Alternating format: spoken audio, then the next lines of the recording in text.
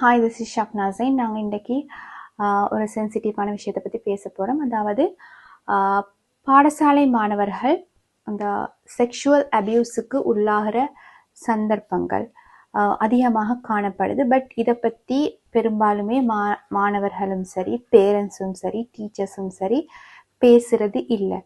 But இது கட்டாயம் பேசப்பட வேண்டிய ஒரு விஷயமாக காணப்படுது.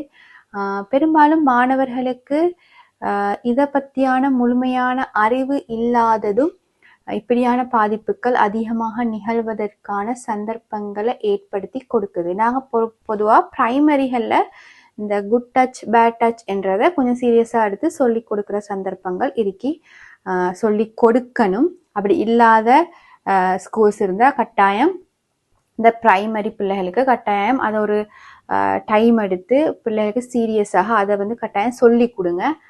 கட்டாயம் நாங்கள் அதை செய்யணும்.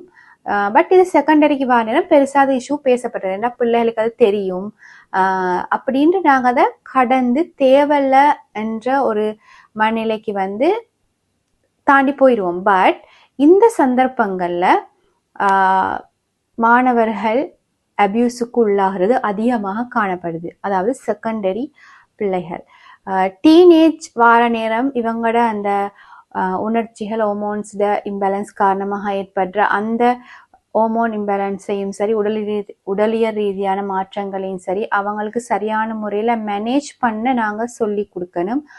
அது சொல்லி கொடுக்காம இருந்தாலும் இப்படியான சந்தர்ப்பங்கள் பிரச்சனைகள் அவங்களுக்கு ஏற்படும் போது அதை வெளியே சொல்லக்கூடிய சிச்சுவேஷன் காணப்படாது. ஏன்னா பிள்ளைகள் யோசிக்கிற நாங்கள் இதை பற்றி யார்கிட்ட முதல்ல சொல்றது, அப்படி சொன்னா என்ன நடக்கும், சொல்றதார இன்னும் ஏதாவது பிரச்சனை வருமா, அப்படி பிரச்சனை வர நேரம் என்ன படிப்புக்கு இது பாதிப்பாக அமையுமா என்ற ஒரு சிக்கல் நிலைமைக்கு பிள்ளைகள் வராங்க. ஸோ பேசாம இதை அமைதியாக கடந்து போயிடுவோம். தொடர்ச்சியாக இப்படி நடந்தாலும் கூட அதை யார்கிட்டையும் சொல்லாம அவங்க கடந்து போற சந்தர்ப்பங்கள் தான் அதிகமாக காணப்படுது. பட் அந்த ஏஜ்ல அவங்களுக்கு அது பெரிய இஷ்யூவாகவோ அல்லது பிரச்சனையாகவோ இல்லாம இருந்தாலும் கூட காலம் செல்லும் போது அது ட்ராமாவாக மாறக்கூடிய சந்தர்ப்பங்கள் அதிகமாக ஏற்படும்.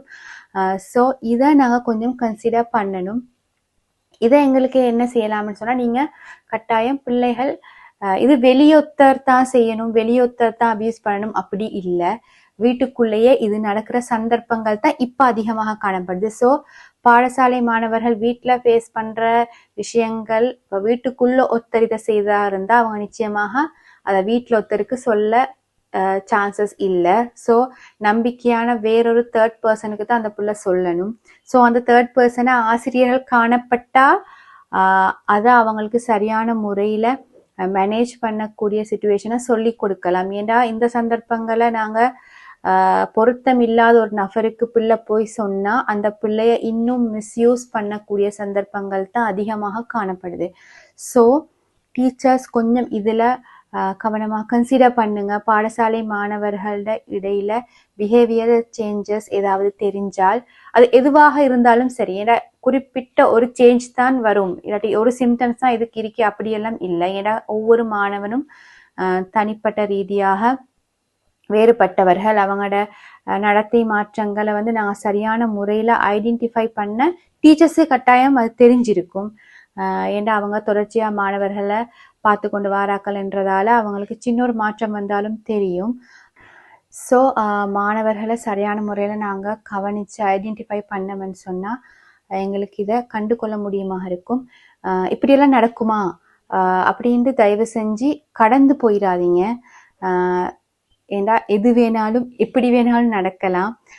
ஸோ மாணவர்களை சரியான முறையில் நீங்கள் கண்டறிஞ்சு இதை பற்றி முறையாக நீங்கள் விசாரித்தா உங்களுக்கு மாணவர்கள் என்ன சிச்சுவேஷன் நிலைக்கிறாங்க, யாரால் இது நடக்குது, எப்படி நடக்குது, எவ்வளோ காலமாக நடக்குது என்ற விஷயத்த நிச்சயமாக டீச்சர்ஸால் கண்டறிஞ்சு கொள்ள முடியும். தயவு செஞ்சு இந்த விஷயத்த கொஞ்சம் சீரியஸாக எடுங்க. ஏன்னா இது சீரியஸாக நடந்து கொண்டிருக்கீங்க, பட் மாணவர்கள் வெளியே சொல்கிறதில்லை. அப்படி ஒரு நம்பிக்கையான பர்சன் வந்தால் மட்டும்தான் அவங்க அதை பேசுவாங்க. ஸோ பொதுவாக மாணவர்களிடம் இதை கதைங்க, இதை ஒழிச்சு மறைச்சி நாங்கள் வச்சு ஒன்றும் செய்ய போகிறதில்ல. ஸோ இப்படியெல்லாம் நடக்க சான்சஸ் இருக்கு, இப்படி ஏதாவது இருந்தால் கட்டாயம் வந்து பேசுங்க, அதுக்கான நடவடிக்கைகள் எங்களுக்கு எடுக்கலாம். இதில் சீரியஸ்னஸை மாணவர்களுக்கு பொதுவாக நீங்கள் ப்ரோக்ராம் வச்சு சொல்லலாம். இது ஒரு குரூப் செஷனாக நீங்கள் செய்யலாம், ஏன்னா அவேர்னஸ் தானே.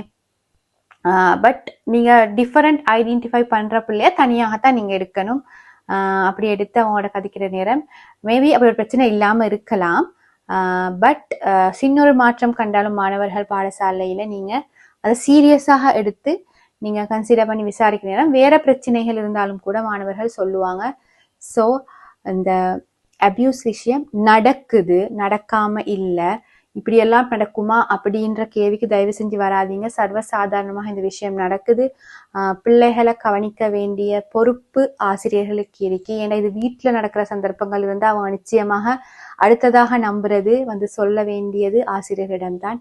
ஸோ நாங்கள் அந்த பொறுப்பை எடுத்து சரியான முறையில் அவங்கள கைட் பண்ணி அவங்களோட ஃப்யூச்சரை பாதுகாக்க வேண்டியவர்களும் ஆசிரியர்களாக தான் காணப்படுறாங்க. ஸோ இந்த விஷயத்த சீரியஸாக எடுத்து மாணவர்களுக்கு சரியான கைடன்ஸை வழங்கணும்.